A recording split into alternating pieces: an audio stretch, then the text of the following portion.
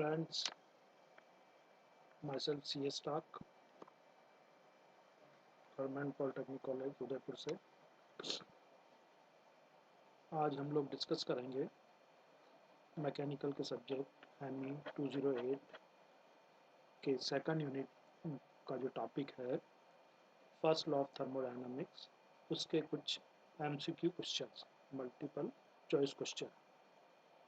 तो साथियों शुरू करते हैं। फर्स्ट क्वेश्चन आप स्क्रीन पे देखिए।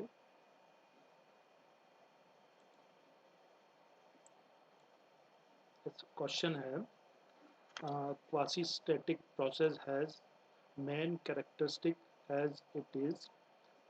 First choice A है a stationary process, second choice an infinitely slow process, third C a random process और last one D a spontaneous process. तो फ्रेंड्स क्वासी-स्टैटिक प्रोसेस थर्मोडायनेमिक्स में वो प्रोसेस होता है जो रिवर्सिबल प्रोसेस होता है और वो मतलब बहुत स्लो प्रोसेस होता है।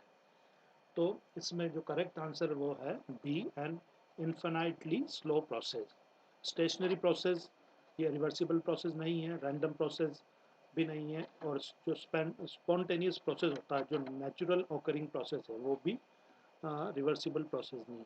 तो जो क्वासी स्टैटिक प्रोसेस है वो बहुत ही स्लो प्रोसेस है। तो इसका करेक्ट आंसर है एक बहुत ही जो कम स्पीड पे होने वाला process and infinitely slow process. साथियों next question, second number question आप स्क्रीन पे देखिए। क्वेश्चन है a machine which can supply mechanical work continuously without consumption of any energy is called as PMM first, PMM second, PMM third और last choice है none of the above। तो साथियों हम लोगों ने जब चैप्टर डिस्कस किया था तब हम इस तरह PMM यानी परपेचुअल मोशन मशीन, इस पे हम लोग डिस्कस कर चुके हैं।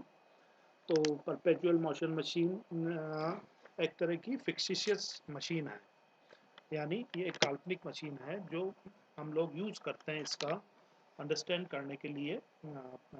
जैसे perpetual motion first type, first law of thermodynamics, perpetual motion machine second type वो अंडरस्टैंड करते हैं सेकंड लॉ के लिए, और इसी तरह परपेचुअल मोशन थर्ड टाइप करते हैं अंडरस्टैंड करने के लिए थर्ड लॉ ऑफ थर्मोडायनामिक्स। तो हम लोग थोड़ा सा ब्रीफली इसको वापस रिवाइज कर लेते हैं। तो perpetual motion machine first type वो मशीन होती है जो बिना कुछ वर्क लिए कंटिन्यूसली आउटपुट देती रहती है, यानी बिना कुछ इनपुट लिए आउटपुट देती रहती है।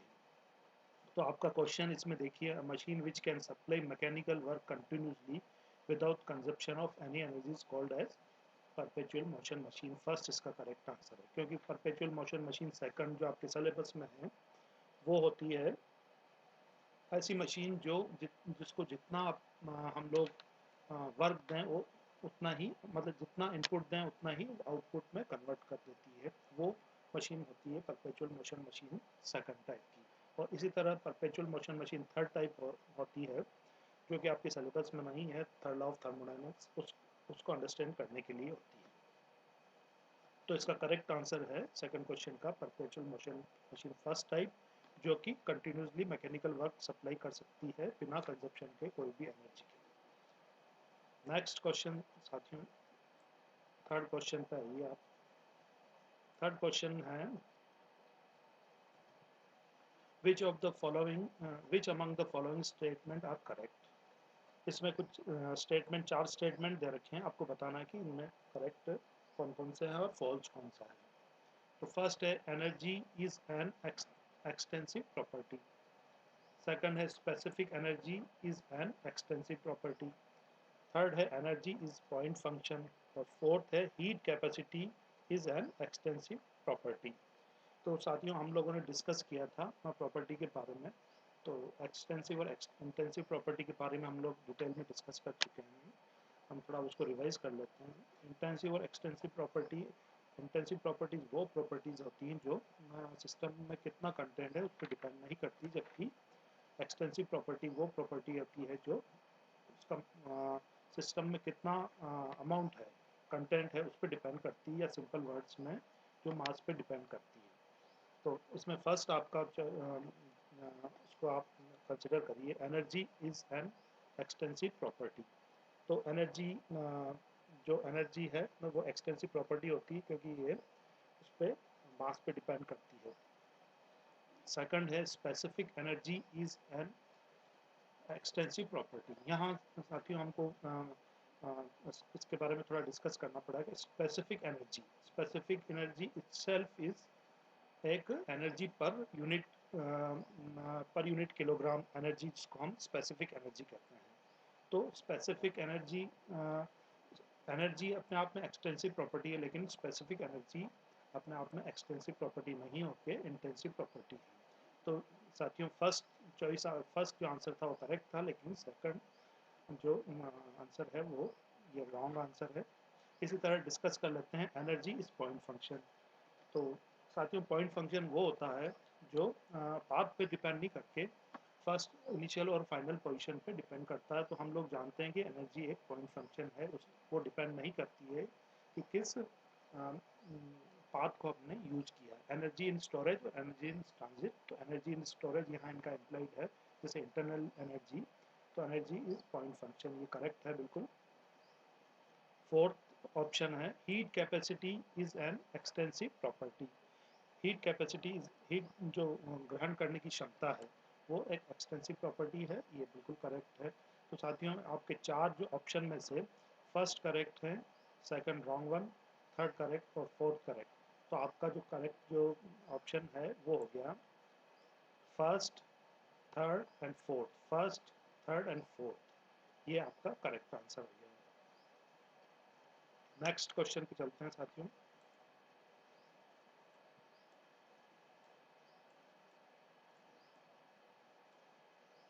क्वेश्चन कहता है total amount of energy in the universe is, जो पूरी सृष्टि में है वो total amount of energy, first A increasing, second B decreasing, third C constant और fourth none of the above. तो ये काफ़ी सिंपल क्वेश्चन है क्योंकि हम लोग एनर्जी कंजर्वेशन के हिसाब से जानते हैं कि टोटल एनर्जी वर्ल्ड की बिल्कुल कांस्टेंट है। उसका फॉर्म चेंज हो सकता है, लेकिन एनर्जी ना तो क्रिएट की जा सकती है ना डिस्ट्रॉय की जा सकती है। Law of conservation of energy यही बताता है। तो इसका करेक्ट आंसर होगा total amount of energy in the universe is constant, option number C. Next question number 5, which of the following is not the path function. आप इसमें कौन सा है जो पाथ फंक्शन नहीं है और पॉइंट फंक्शन है। तो इसमें दे रखा है internal energy, heat energy, work energy, none of the above. तो साथियों हम लोग जानते हैं कि इंटरनल एनर्जी एक पॉइंट फंक्शन है, ये पाथ फंक्शन नहीं है। ये डिपेंड करता है फाइनल और इनिशियल पोजीशन पे, और किस रास्ते को हमने चुना या किस प्रोसेस या किस पाथ के थ्रू हमने फाइनल पोजीशन अचीव की है, इस पर डिपेंड नहीं करती। तो इंटरनल एनर्जी एक पॉइंट फंक्शन है।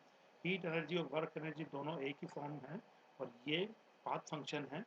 और नन ऑफ द, तो इसका करेक्ट आंसर हो गया साथियों ए, विच ऑफ द, क्योंकि इंटरनल एनर्जी एक point function. Question number 6, when the heat transfer into a system is more than the work transfer out of the system, then सारी choice दे रखी, internal energy of the system remain constant, internal energy of the system decreases, internal energy of system increases, none of the above. साथियों में first law क्या कहता है कि heat transfer into the system is more, यानी जब उसके हिसाब से अगर हीट ट्रांसफर इनपुट ज़्यादा है और आउटपुट कम है तो वो जो एक्सेस हीट है वो इंक्रीज करती है इंटरनल एनर्जी को।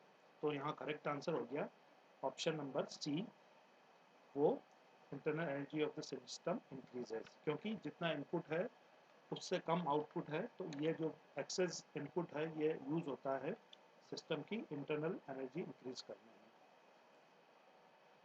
Question number 7, which of the following represent the energy in storage? Heat, work, internal energy, none of the above। साथियों हम एनर्जी दो तरह की हम लोग मोटे मोटे तौर पे मान सकते हैं इस थर्मोडायनामिक्स के फर्स्ट लॉ के परिप्रेक्ष्य में। फर्स्ट तो है एनर्जी इन स्टोरेज, वो कि इंटरनल एनर्जी कहते हैं, और एनर्जी इन ट्रांजिट जो कि हीट और वर्क होती है। तो इसमें हीट भी एनर्जी इन ट्रांजिट है, वर्क भी एनर्जी इन ट्रांजिट है, लेकिन internal energy energy in storage है। तो इसका करेक्ट आंसर हो गया ऑप्शन सी। क्वेश्चन नंबर 8 लेते हैं साथियों। Energy has different form which includes heat, work, all the above, none of the above. तो हम लोग ने जब फर्स्ट लॉ और सेकंड लॉ डिस्कस किया था तो हम जानते हैं कि हीट और वर्क दोनों एक ही एनर्जी के दो फॉर्म हैं। तो इसका करेक्ट आंसर हो गया ऑल द अबव, दोनों हीट और work. Question number 9, work input is directly proportional to heat and the constant of proportionality is called joule equivalent, mechanical equivalent of heat, all the above, none of the above। साथियों first law के हिसाब से हम जानते हैं कि total heat is equal to total, किसी भी साइक्लिक प्रोसेस में total heat is equal to total work, और दोनों में जो प्रोपोर्शनलिटी का कांस्टेंट है वो इसको जूल एक्विवेलेंट भी बोलते हैं और मैकेनिकल एक्विवेलेंट ऑफ हीट भी बोलते हैं, और ऐसे यूनिट में इसकी वैल्यू 1 होती है। तो दोनों ही करेक्ट है, जूल एक्विवेलेंट भी बोलते हैं इसको और मैकेनिकल एक्विवेलेंट ऑफ हीट, यानी option number C all the above. Question number 10, which of the following is not a property of the system? First temperature, pressure, specific volume और heat. तो हम friends हम लोग जानते हैं कि प्रॉपर्टी जो टेम्परेचर, प्रेशर, वॉल्यूम ये सारे सिस्टम की प्रॉपर्टीज़ हैं, लेकिन हीट इसकी प्रॉपर्टी नहीं है। तो इसका जो करेक्ट आंसर हो गया ऑप्शन डी हीट, क्योंकि वो सिस्टम की प्रॉपर्टी नहीं है। Question number 11, the process which do not involve heat transfer is isothermal process, equilibrium process, steady process और एडियाबेटिक प्रोसेस। क्वेश्चन है कि ऐसा कोई प्रोसेस है जो जिसमें कि हीट का ट्रांसफ़र नहीं होता हो। तो इसका करेक्ट आंसर है एडियाबेटिक प्रोसेस। इसकी बाय डेफिनेशन एडियाबेटिक प्रोसेस का वही होता है कि जहाँ हीट ट्रांसफ़र शून्य होता है। आइसोथर्मल प्रोसेस वो प्रोसेस होता है जो जहाँ टेम्परेचर कांस्टेंट रहता है, लेकिन यहाँ हीट ट्रांसफ़र हो सकता है। इसी तरह इक्विलिब्रियम प्रोसेस वो क्वासी स्टैटिक प्रोसेस होता है और स्टेडी प्रोसेस अलग है। तो यहाँ स्टेडी प्रोसेस में भी हीट ट्रांसफ़र हो सकता है। तो the process which do not involve heat transfer is adiabatic process. इसका करेक्ट जो आंसर है ऑप्शन डी। तो साथियों आज इस तरह हम लोगों ने डिस्कस किए MCQ on first law of thermodynamics, और नेक्स्ट लेक्चर में किसी नए टॉपिक पर डिस्कस करेंगे। Thank you.